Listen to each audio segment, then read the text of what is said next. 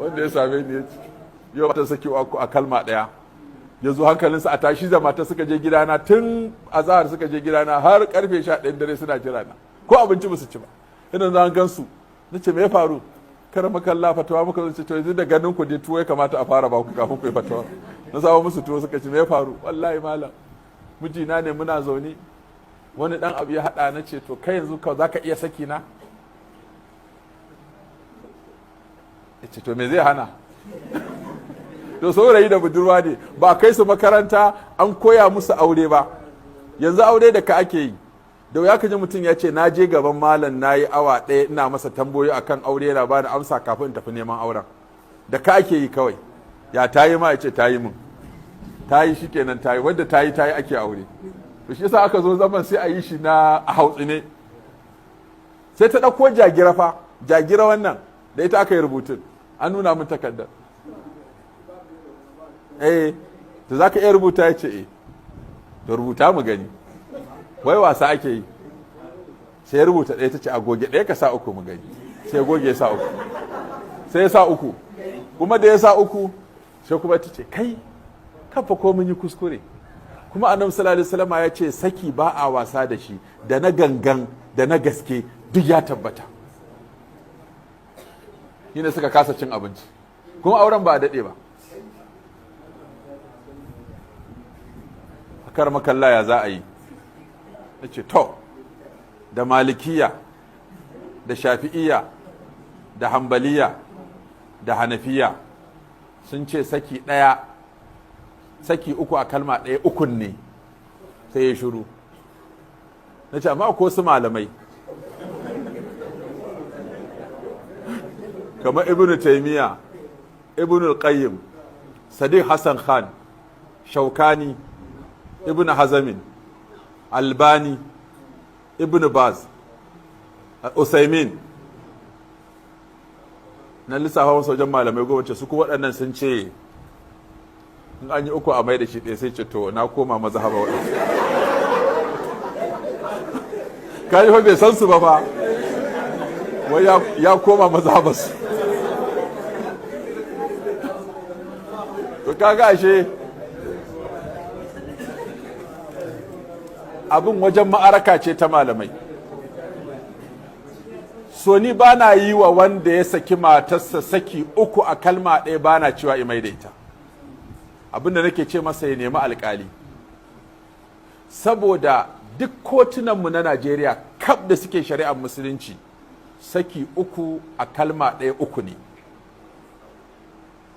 duk wanda ya kai ka ƙara kotu to wanda zai winin shine wanda ya tafi akan saki uku a kalma ɗaya uku ne shi zai winin da kai a kotu sai da za ka saki mata ka saki uku a kalma ɗaya sai ka mai da ita sai wani ya zo ya ɗauki ƙarar ka ya kai kotu ya ce ranka ya daɗe na kawo ƙarar maƙocina ya saki matarsa saki uku a kalma ɗaya kuma ya mai da ita to alƙali sa zai a kamo ka ya maka hukunci saboda ka saba abin da duk kotunan Najeriya suke kai shi sa a babin fatawa lokacin abin da nake amma shi alƙalin in shi ya mai da ita shi ya yi da tabannin ya yi ɗauki wannan ra'ayin ba a babin fatawa ba a babin hukunci ya ce to yanzu ba zan maka hukunci da saki ukun ba ma zan maka hukunci da wanda suka ce saki ɗaya saki uku ɗaya ne amma ba fatawa ba hukunci to idan ya maka ya rubuta to yanzu ba wanda ya isa ya ce matakka bata koma ba sai court of appeal sai dai ya appeal wanda yake neman ya sai dai ya appeal ya ce alkali kaza na kotu kaza ya mayan min da matar da ya mayawa da makocina yawa matarsa saki uku a kalma ɗaya ya mai da ita ɗaya alkali a kotu in alkali ya hukunci a kotu to fatawa ba ta tashinsa sai dai kotu ta gaba don kaka court of appeal sai kotu appeal ta ce tabbatar da hukuncin da alkalin nan ya na farko to sai ka tafi supreme court supreme court ma ta duba ta ce wannan sakin da aka yi na farko din nan ɗayan nan ukun nan da aka yi shi ita ma ta tabbatar da shi a ɗaya to ka sha in ta ce a'a wannan ukun an rushe shi to sai ka rabu da matar kawai to kaga ashe ba matsalar fatawa ba ce matsalar hukunci ne a kotu sai duk wanda kuka ga mun mayan masa da matarsa da yawa saki uku kalma ɗaya da kotu muka yi amfani da alkali ba da fatawa ba fatawa ba ta wara wannan abin sai dai hukuncin alkali a kotu in alkali tunda shi alkali yana da dama ya fita daga mazhaba ya ɗauko wani ƙauli ya maka hukunci da shi bisa dalilan da ya gamsu da shi da masaha da ke karkashin abin. Amma malami muka fatawa wani ya kai ka ƙara fa in ka buwa kace akar maka Allah fata wannan da kai ce mun kai mun ne wani ya kai ni ƙara ce to wai ka je ka ƙara kanka ba akar maka Allah ba za a zo kotu ba ka ce ba abin da zai kawo kotu dama na gaya maka akwai malikiya da shafi'iya da hanbaliya da hanafiya ra'ayinsu kenan kuma ra'ayin sayyidina Umar kenan kai kuma kace a baka wannan so da ka je ka kare kanka in alƙali ya tabbatar ma da matarka shikenan in ya kwace ta shikenan. Sannan rigima za ta iya tasowa matar da kai wa saki uku a kalma ɗaya ɗin nan ka mai da ita sai ta haifi 'ya'ya 5 bayan wannan sakin sai wanda daga cikin 'ya'yan kishiyarta sai je kai ƙara kotu ya ce ranka ya daɗe wannan mata babanmu ya mata saki uku a kalma ɗaya mai da ta haifi 'ya'ya 5 ba mu yadda da 5 ɗin nan ba za a sa su a gado ba. To in alkali ya ce haka ne saboda ya mata saki uku ba matarsa ba ce yayin da ta haifa bayan nan ta haife su ba a cikin aure ba to da haka ba zan ba su gado ba ya za ka yi. Shi yasa wannan matsalar aka rama kalla ba matsala ce kawai da za a faɗe ta je ka kawai kamar da ita ba sai dai a tura ka wajen alkali ka tafi alkali wayayye kun sa alkali akwai mai karatu da yawa akwai mai karatu kaɗan wani ma littafin gaban nasa ba a iya karanta sai da an fassara masa wani kuma ƙwararre ne gogagge ne mujtahidi ne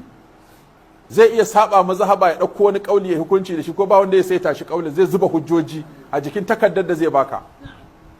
wanda wannan takarda da ita zaka tafi so sai na rubuta waɗannan maganganun malaman duk sai na rubuta malam wane ya ce kaza a mujalladi na kaza shafi na kaza malam wane ya goyi bayansa a shafi na kaza mujalladi na kaza sai in rubuta sai in buga stampi na a jiki sai in baka ce kai alƙali in ya yarda da wannan fatawar ya maka hukunci da ita to alƙali ya karba ya ga stampi na ga hujjojin da na zubo ga references na bayar sai ce okay wannan abin da mala ya faɗa na yadda da shi fatawaye ni kuma hukunci zan da haka na buga stampi ka je ka mai da mataka to kaga ya tashi daga fatawa ya koma hukunci shi alkali baya fatawa shi ko fatawa zan iya baka in kun ji ana karantawa ba ana nufin duk abin da aka karantar kuma za a je aiki da shi bane nan tambaye ni saki zan kawo saki kala da hujjojin malamai to ba ina nufin duka waɗannan da na kawo din duk a je aiki da su ba ana nufin a faɗaɗa iliminka ne ka gane akwai kaza a babin karatu amma an zo hukunci kuma da ɗaya za a yi ma ba duka za a ɗauko a yi maka ba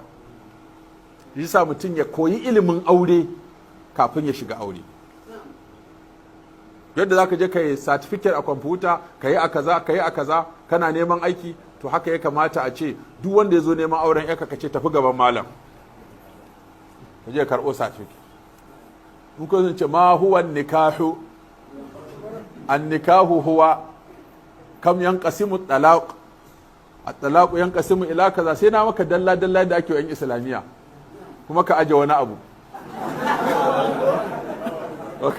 ka ɗauka shi wannan karatun ba a yi kyauta sai ka aje wani abu kuma to Allah ya sa mu dace.